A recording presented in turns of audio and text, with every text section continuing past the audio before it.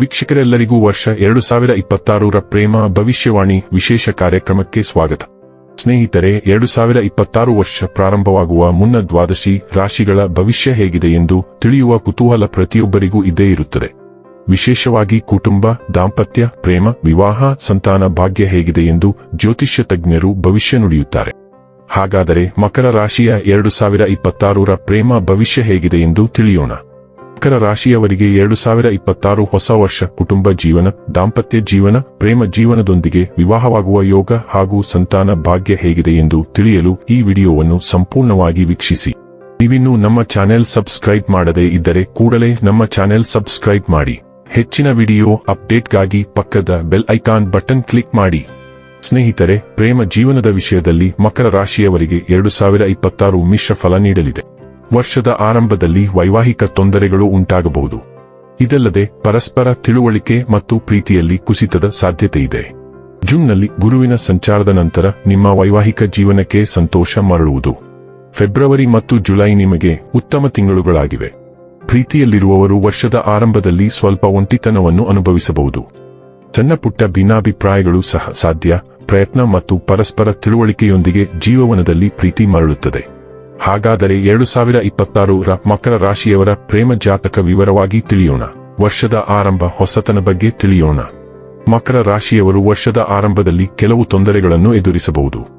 ವೈವಾಹಿಕ ಜೀವನದಲ್ಲಿ ಸಂಗಾತಿಯೊಂದಿಗೆ ಹೊಂದಿಕೊಳ್ಳುವಲ್ಲಿ ತೊಂದರೆ ಅನುಭವಿಸಬಹುದು. ಆದ್ದರಿಂದ ನೀವು ಯಾವುದೇ ಸಮಸ್ಯೆಗಳನ್ನು ಶಾಂತಿಯುತವಾಗಿ ಬಗೆಹರಿಸಿಕೊಳ್ಳುವುದು ಉತ್ತಮ. ಇಲ್ಲದಿದ್ದರೆ ಅಂತರ ಹೆಚ್ಚಾಗಬಹುದು. ಇದು ನಿಮ್ಮ ಸಂಬಂಧದ ಮೇಲೂ ಪರಿಣಾಮ ಬೀರಲಿದೆ. ಈ ಅವಧಿಯಲ್ಲಿ ನಿಮ್ಮ ಸಂಗಾತಿಯೊಂದಿಗೆ ವಾದ ಮತ್ತು ಕಠಿಣ ಪದಗಳನ್ನು ಬಳಸುವುದನ್ನು ತಪ್ಪಿಸಿ. ಇಲ್ಲದಿದ್ದರೆ ಜಗಳಗಳು ಉಲ್ಬಣಗೊಳ್ಳಬಹುದು. ಇನ್ನು ಪ್ರೀತಿಯಲ್ಲಿರುವವರಿಗೆ ವರ್ಷದ ಆರಂಭವು ಸ್ವಲ್ಪ ಸಮಸ್ಯೆಗಳನ್ನು ತರಲಿದೆ. ಈ ಸಮಯದಲ್ಲಿ ನಿಮ್ಮ ಸಂಗಾತಿಯ ನಡುವೆ ಪ್ರೀತಿ ಮತ್ತು ತಿಳುವಳಿಕೆ ಕಡಿಮೆಯಾಗುವ ಸಾಧ್ಯತೆ ಇದೆ. ಭಿನ್ನಾಭಿಪ್ರಾಯ ಹಾಗೂ ಸಂಘರ್ಷಗಳ ಸಾಧ್ಯತೆಯೂ ಇರುತ್ತದೆ. ಹೀಗಾಗಿ ನಿಮ್ಮ ಪ್ರೇಮ ಜೀವನದಲ್ಲಿ ಪ್ರಣಯ ಮತ್ತು ಪ್ರೀತಿಯನ್ನು ಮತ್ತೆ ತರಲು ಮಕರ ರಾಶಿಯವರು ಪ್ರತಿಯೊಂದು ಸಮಸ್ಯೆಗೂ ಶಾಂತಿಯುತವಾಗಿ ಪರಿಹಾರಗಳನ್ನು ಕಂಡುಕೊಳ್ಳಬೇಕಾಗುತ್ತದೆ. ನೀವು ಯಾವುದೇ ಭಿನ್ನಾಭಿಪ್ರಾಯವನ್ನು ಸಂವಹನದ ಮೂಲಕ ಬಗೆಹರಿಸಿಕೊಳ್ಳುವುದು ಉತ್ತಮ. ಇಬ್ಬರೂ ಭಾವನೆಗಳನ್ನು ಪರಸ್ಪರ ಹಂಚಿಕೊಳ್ಳಿ. ಸಮಸ್ಯೆಗಳನ್ನು ಬಗೆಹರಿಸಿಕೊಳ್ಳುವುದು ಒಳ್ಳೆಯದು. ಇನ್ನು ಅವಿವಾಹಿತರಿಗೆ ಹಲವಾರು ವಿವಾಹ ಪ್ರಸ್ತಾಪಗಳು ಬರಬಹುದು. ಕುಟುಂಬ ಅಥವಾ ಸಂಬಂಧಿಕರ ಮೂಲಕ ನೀವು ಸಂಗಾತಿಯನ್ನು ಸಹ ಕಾಣಬಹುದು. ಆದರೆ ವರ್ಷದ ಮೊದಲಾರ್ಧದಲ್ಲಿ ಮದುವೆಗೆ ಸೂಕ್ತವಾದ ಸಮಯ ಅಲ್ಲ. ನಂತರದ ಅವಧಿ ಮದುವೆಗೆ ಯೋಗ್ಯವಾಗಿದೆ. ವರ್ಷದ ಮಧ್ಯಮಾರ್ಧ ಬಗ್ಗೆ ತಿಳಿಯೋಣ. ಮಕರ ರಾಶಿಯವರ ವೈವಾಹಿಕ ಜೀವನಕ್ಕೆ ವರ್ಷದ ಮಧ್ಯಭಾಗ ಉತ್ತಮವಾಗಿರುತ್ತದೆ. ಜೂನ್ನಲ್ಲಿ ಗುರು ಸಂಚಾರದ ನಂತರ ನಿಮ್ಮ ಸಂಬಂಧದಲ್ಲಿನ ಸಮಸ್ಯೆಗಳು ಕಡಿಮೆಯಾಗಲು ಪ್ರಾರಂಭವಾಗುವುದು. ನಿಮ್ಮ ನಡುವಿನ ಪ್ರೀತಿ ಗಾಢವಾಗುತ್ತದೆ. ಸಂಬಂಧದಲ್ಲಿ ಗೌರವ, ನಂಬಿಕೆ ಮತ್ತು ಪ್ರೀತಿ ಹೆಚ್ಚಾಗುವುದು. ಇದು ಪರಸ್ಪರ ಆಳವಾದ ಸಂಪರ್ಕವನ್ನು ಹೊಂದಲು ನಿಮಗೆ ಅನುವು ಮಾಡಿಕೊಡುತ್ತದೆ. ಹಿಂದೆ ಯಾವುದೇ ತಪ್ಪು ಗ್ರಹಿಕೆ ಇದ್ದರೆ ಅವುಗಳನ್ನು ಸಂವಹನದ ಮೂಲಕ ಬಗೆಹರಿಸಿಕೊಳ್ಳುವುದು ಉತ್ತಮ. ಸಣ್ಣ ಪುಟ್ಟ ಭಿನ್ನಾಭಿಪ್ರಾಯಗಳು ಕ್ರಮೇಣ ಕಡಿಮೆಯಾಗಲು ಪ್ರಾರಂಭವಾಗುತ್ತದೆ. ಇದು ನಿಮ್ಮ ಸಂಬಂಧಕ್ಕೆ ಶಾಂತಿ ಮತ್ತು ಸಂತೋಷವನ್ನು ತರುವುದು. ವರ್ಷದ ಅಂತ್ಯ ಬಗ್ಗೆ ತಿಳಿಯೋಣ. ಮಕರ ರಾಶಿಯವರಿಗೆ ಅಕ್ಟೋಬರ್ನಲ್ಲಿ ಗುರುವಿನ ಸಂಚಾರದ ನಂತರ ದಾಂಪತ್ಯ ಜೀವನ ಮತ್ತಷ್ಟು ಸುಧಾರಿಸುತ್ತದೆ. ನಿಮ್ಮ ವೈವಾಹಿಕ ಜೀವನದಲ್ಲಿ ನೀವು ಆಹ್ಲಾದಕರ ಅನುಭವಗಳನ್ನು ಅನುಭವಿಸುವಿರಿ. ಪರಿಣಾಮವಾಗಿ ಮನೆಯಲ್ಲಿನ ವಾತಾವರಣ ಆಹ್ಲಾದಕರವಾಗಿರುತ್ತದೆ. ನೀವು ಒಟ್ಟಿಗೆ ಗುಣಮಟ್ಟದ ಸಮಯವನ್ನು ಕಳೆಯಲು ಸಾಧ್ಯವಾಗುವುದು.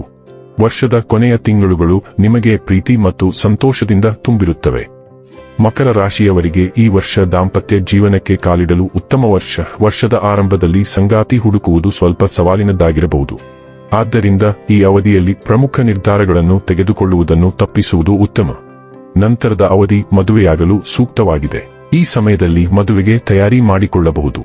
ಜೂನ್ನಲ್ಲಿ ಬಯಸಿದ ಸಂಗಾತಿಯನ್ನು ಭೇಟಿ ಮಾಡುವಿರಿ. ಇನ್ನು ಪ್ರೇಮಿಗಳು ವರ್ಷದ ಕೊನೆಯ ತಿಂಗಳುಗಳಲ್ಲಿ ಸ್ವಲ್ಪ ಸುಧಾರಣೆಯನ್ನು ನಿರೀಕ್ಷಿಸಬಹುದು. ಸಂಗಾತಿಯನ್ನು ನಂಬುವುದು ಮತ್ತು ಪರಸ್ಪರ ಅರ್ಥ ಮಾಡಿಕೊಳ್ಳುವುದು ಮುಖ್ಯ. ಇದು ನಿಮ್ಮ ಸಂಬಂಧದಲ್ಲಿನ ಅಂತರವನ್ನು ಕಡಿಮೆ ಮಾಡಲಿದೆ.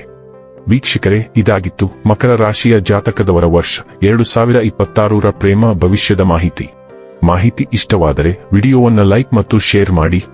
ಹಾಗೆ ಚಾನೆಲ್ ಸಬ್ಸ್ಕ್ರೈಬ್ ಮಾಡುವುದರ ಜೊತೆಗೆ ನಿರಂತರ ವಿಡಿಯೋ ಅಪ್ಡೇಟ್ಸ್ಗಳಿಗಾಗಿ ಪಕ್ಕದ ಬೆಲ್ ಐಕಾನ್ ಕ್ಲಿಕ್ ಮಾಡಿ.